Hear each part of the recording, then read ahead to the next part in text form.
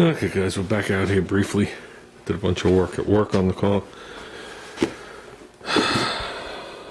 They all look the same, don't they? Someday I'll clean up. Same exact part number, 531 650, 531 650, 531 650, 531 650, blah blah blah blah. Same number here. Same number across the scan. But yet they're different parts. This is what happened. I ordered the first set and they came as truck bushings for leaf springs, so they're gone. Then I ordered the second set and this is what I got. Try to make this quick. 2 bushings and 1 sleeve. Okay, that's what I got. But the ad showed 4 bushings, 2 sleeves, 6 washes. So I contacted the guy and told him that whatever I have to do, I'm sending it back. He contacts me back, says he contacted the manufacturer, they're going to send me another set. That's this set. Guess what I got in this bag? Another 2 bushings and 1 sleeve. Meanwhile, I had ordered another set from a different vendor, same part number, and this is what I get.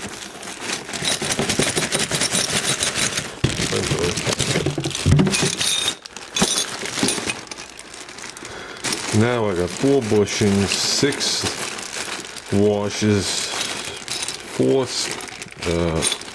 6 washes, 2 sleeves. But the difference is these rubber things are shaped different. Same part numbers. This is what they show in the picture on any site you go on with all this stuff. They don't show this. And apparently all fits in the same box. I don't know what bushings are right. I've obviously paid double what I should have to pay here. This vendor here, who's ever selling these, is going to keep shipping out. Now he's drop shipping them. That was obvious as soon as he contacted me back. He's not looking at the stuff. He doesn't even know what it is. He just sells it. He's an eBay store. Bink, they drop ship it. Here's the killer. This came from one vendor. He contacted Dorman themselves or whoever the supplier is. They sent me a second thing, the same batch. From the same exact location. Okay, now one order's under my name, one's on my wife's, that's so I could tell the difference. From the same exact location, shipped out from the same place on the same day. They sent me those. I don't even know where to begin. Don't even know where to begin. Question's going to be, what do I need? These are going to be one piece, so that means this piece and this piece. One piece straight through. There's going to be a rubber collar, just like a shock. Okay, when I look at these, that's what I see. I see a little rubber boss sticking up. You can see it. You put those 2 together, you got the thin bracket. That sounds logical to me. The tape it on the end. Use some kind of washes, you call it good. These, on the other hand,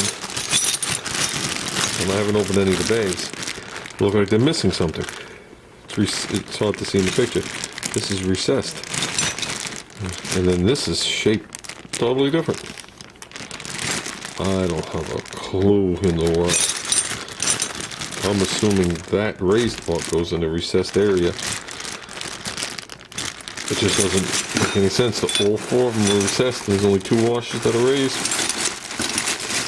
And the rest have this taper. And you can see why it's tapered. So it rides like a ball and socket. Kinda. So now I just got a cluster, you know what, of crap here. That we're gonna have to make good because I'm done. Okay, we're going on 3.5 weeks for strut rod bushings. And what else can you do if all the part numbers match? Nothing's off a digit, everything matches, and this is what I'm getting. So basically what's going to have to happen is I'm going to dissect this tomorrow. I'll bring the pair of these to work, and I'll play with these till I get a happy set. It can't move this way. and it has to like be a ball and socket. So as the wheel goes up and down, it does it. But when you slam on the brakes, there's no movement this way. Most of the car will be all over the place. So that's why people dread changing these. And people would have made fun and said something about those little bit of cracks. I would have left it. It's just that the other one's ripped wide open. I would have left it to avoid all this misery. And this part number, cross-referenced through Dorman, through all these people selling them, come up with a 78 Concorde. So, in all models, from 78 to 83, in every trim level. So, like I said, I can understand getting one of these bags in there and they updated and they never switched anything.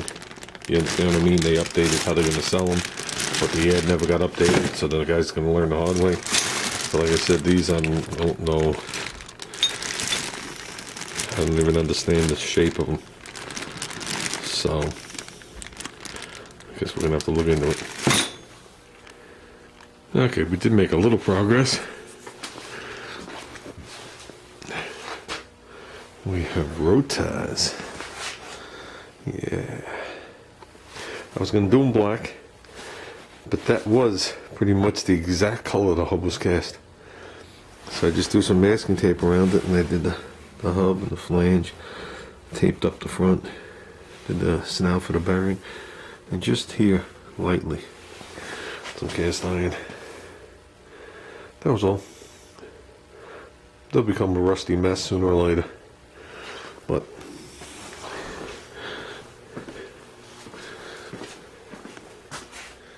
yeah, after we get the strut rods on, we'll give this thing a basic bubble balance level alignment. I'll bring home my turn plates to make it easier in the front. Let's see if we can get some something out of this, because there's no use in adjusting the toe if I'm going to be swinging the control arm back. It looks like it's back. Looks like I have so much positive caster, it's ridiculous. So as I pull it back, it's going to change the toe as it is. So we're going to get those brackets painted. They go right here. And we got to do the strut rods. The strut rods I'll bring to work tomorrow. I'll play with them. I got to get new dust caps for the end. I don't want to put the old crappy ones on. I mean, they seal fine. They even have O-rings on them, but not only they beat, but they got butyl tape on them. From when I ran the center caps that didn't quite fit the rims, I butyl taped them on. Nobody ever knew. Well, now you guys know. Ooh. In case we ever put rims on the front here that don't have center caps. Looks nice with nice clean things. Yeah, hopefully we can find them. The ones for the my wagon, they did not make this exact size, so I had to trim them right here and slip new ones over it. So I'm using the original part of here and a new outer piece, and I epoxied them together. And now you know. Well, I'm finding metal all over the place. Junior's been welding. Okay guys, I'm out of here. Okay guys, what I didn't show on the rotors that I did at work is I beat out the races that came in the rotor, and I put in the races and bearings from the old rotor, as well as obviously cleaned out the bearings and packed them with this, some Lucas red and tacky. Let me tell you something. Tacky is an understatement. You get that crap on you, it's on you. You wear gloves. It's staying in your skin for who knows how long. So yeah, that's just, that shit is like snot. So I like that. So I think we should be good. And whether you guys are aware or not, there is a torque spec for the spindle nut. Most people just do it with pliers, go like this and pull it down. That's wrong. Absolutely wrong. 100% wrong. So I don't know this one offhand. I don't have my manuals here, but I know if I went back to like a Montero back in the day, it was 140 foot-pounds backed off. It was 80 foot-pounds, and then it was backed off X amount. And as you were doing it, you were turning it, and basically as you're turning it, you're seating in the bearing. But when it was said and done, there was still a torque spec. It was not loose. And if you did it with just pliers and made it touch and you got the cotter pin in there, it would come back with the tires loose. And it would come back with a shimmy in the front end when you hit a bump. So, obviously you're not supposed to over tighten them. You're not supposed to leave them loose either. Think of it this way. The bearing is like my finger riding on a race. If the correct torque is on it, the whole bearing lays flat. If it's too loose, it cocks and rides on part of the bearing. Ah. Okay. I'm out of here.